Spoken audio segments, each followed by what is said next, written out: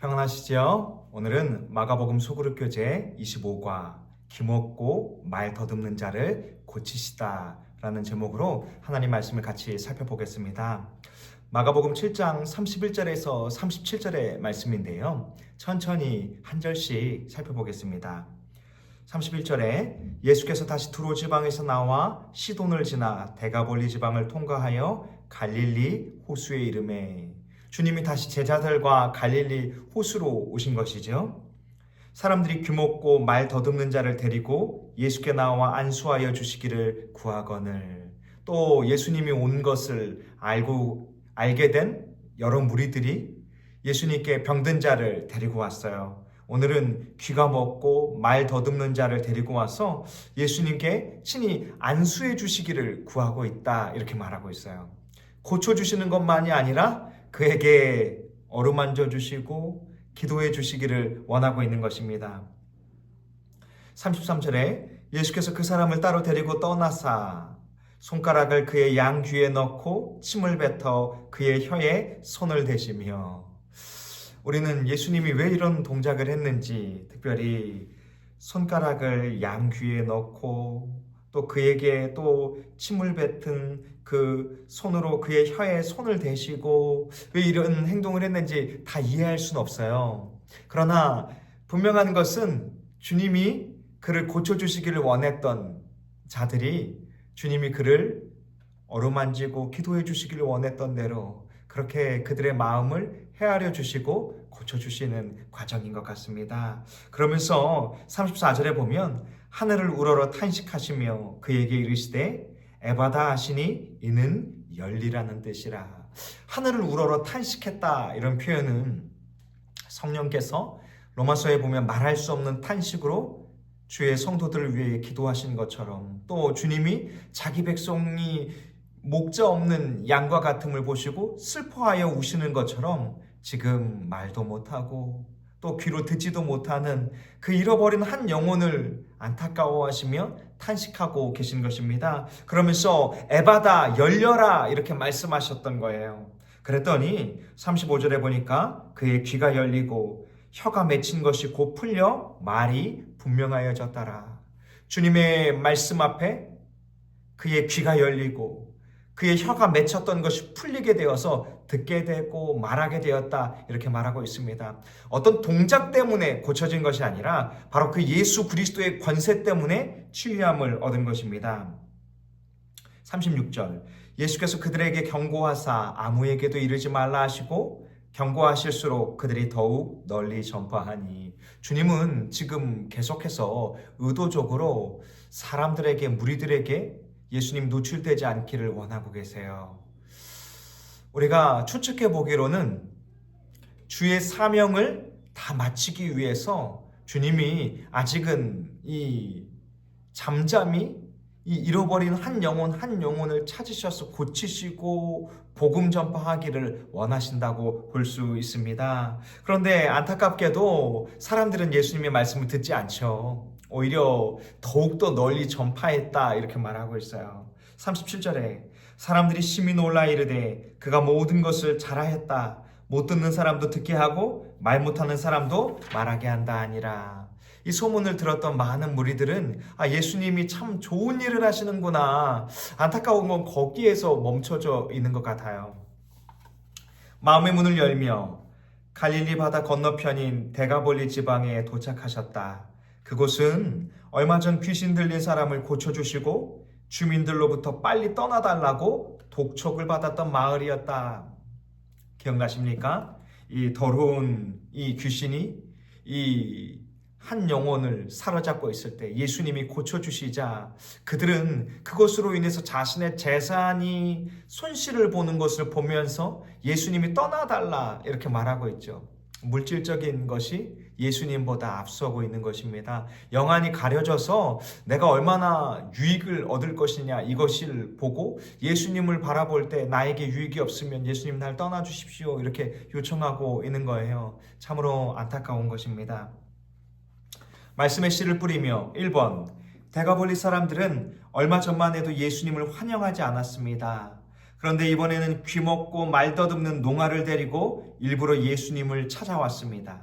그들의 태도가 바뀐 이유가 무엇인지 마가복음 5장을 통해서 설명해 보십시오. 바로 앞서 우리가 마음의 문을 열며에서 나눴던 것처럼 군대 귀신에 사로잡혔던 자를 예수님께서 예수님의 권세로 말미암아 치유해 주시지요.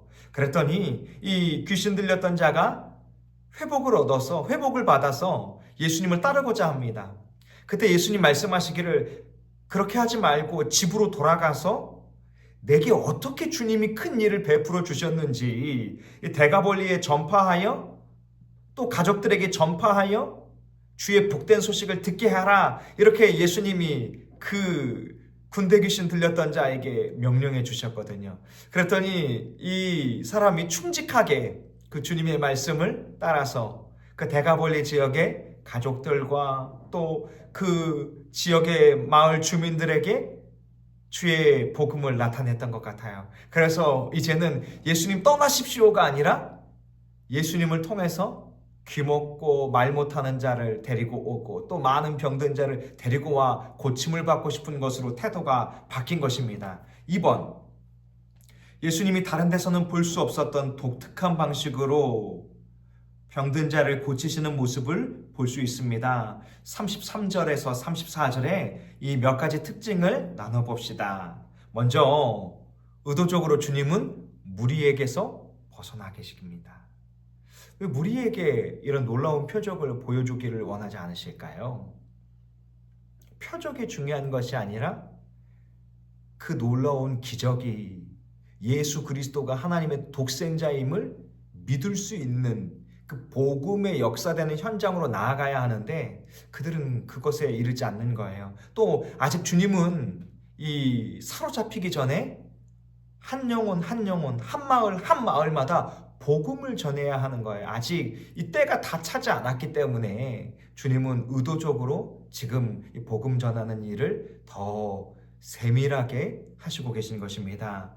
그때 예수님이 손가락을 그의 양귀에 넣으시고 또 침을 뱉어 그의 혀에 그 손을 대시며, 우리는 이 행동이 어떤 것인지 다 명확하게 헤아리긴 어렵다고 했죠. 분명한 것은 안수하여 달라고 했던 그 무리들의 요청을 따라서 주님이 지금 주님의 독특한 모습으로 그들을, 그 병든 자를 어루만지고 계신 거예요. 그러면서 에바다라고 말씀하실 때 그 맺혔던 혀가 열리고 막혔던 귀가 뚫리게 되었던 것입니다.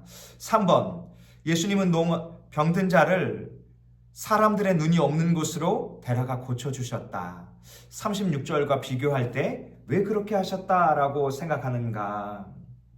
우리가 여기 이 7장 36절에 보면 예수께서 그들에게 경고하사 아무에게도 이르지 말라 하시되 경고하실수록 그들이 더욱 널리 전파하니.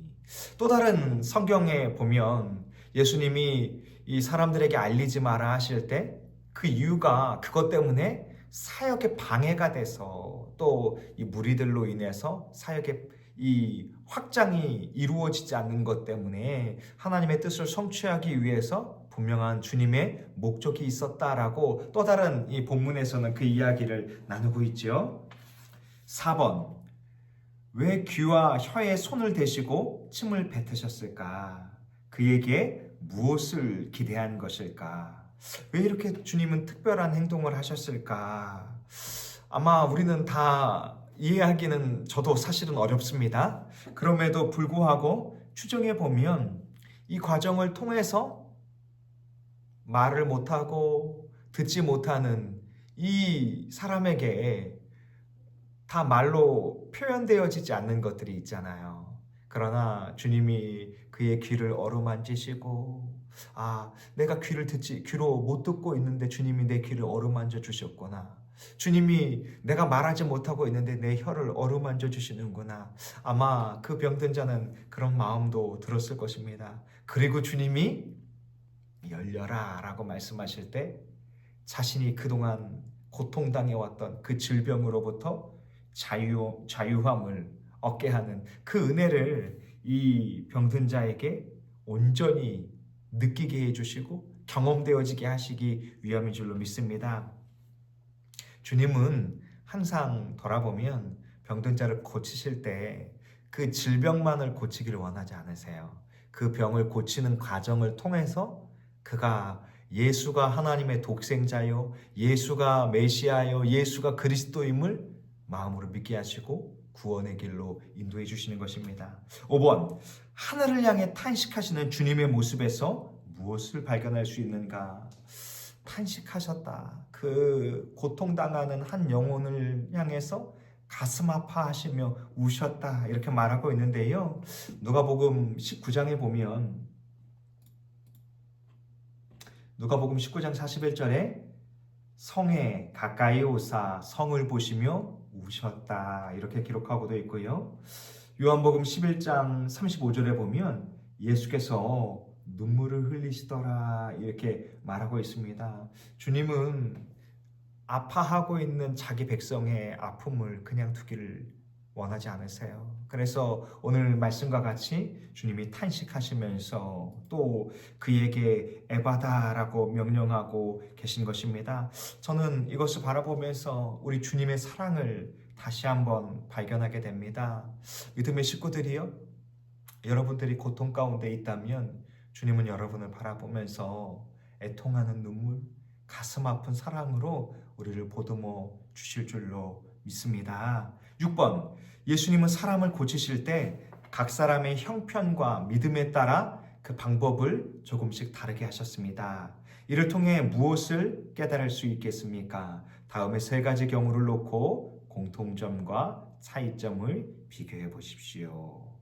여기 이 야이로의 딸을 보면 예수님께서 직접 그 야이로의 요청대로 그 집에 가주시지요. 또 수로보니게 여인의 딸에게는 주님이 그 수로보니게 여인의 원하는 대로 그래 내 귀신이 내 딸에게서 귀신이 나갔다 이렇게 해주시며 그의 말을 들어주시지요. 또 혈루증 여인은 내가 몰래 주님의 옷가에라도 손을 대면 나을 수 있다라는 그 어쩌면 미신적인 이 신앙을 가졌다 할지라도 그 마음의 소원을 아시고 그들의 원하는 대로 지금 고쳐주고 계신 거예요. 그런데 각 사람의 형편에 따라 방법이 조금 달랐지요. 야이로의 딸은 이 야이로의 집에 가는 길에 죽고 말았어요. 그러나 그때 주님이 이 소녀를 향해서 달리다굼 명령하시며 소녀야 일어나라 라고 명령하실 때 이 여인은 나음을 얻었죠.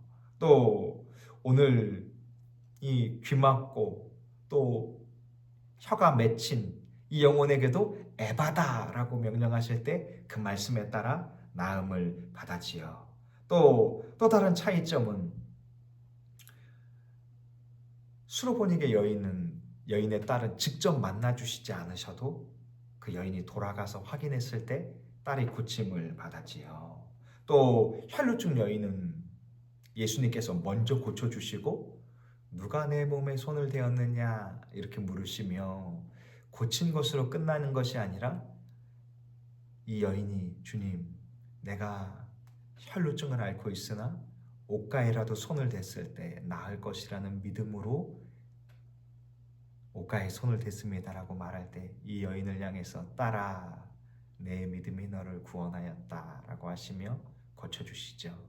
결국 이 모든 과정을 통해서 주님은 기적과 표적을 통하여 병들고 귀신 들린 자를 회복시키시며 결국에는 그 영혼이 주님 앞에 돌아오기를 원하고 계신 것입니다. 7번, 하나님께서 당신을 다른 어떤 사람과 똑같은 방식으로 다루고 대우하지 않으신다는 사실에 불평하고 불안해한 일은 없습니까?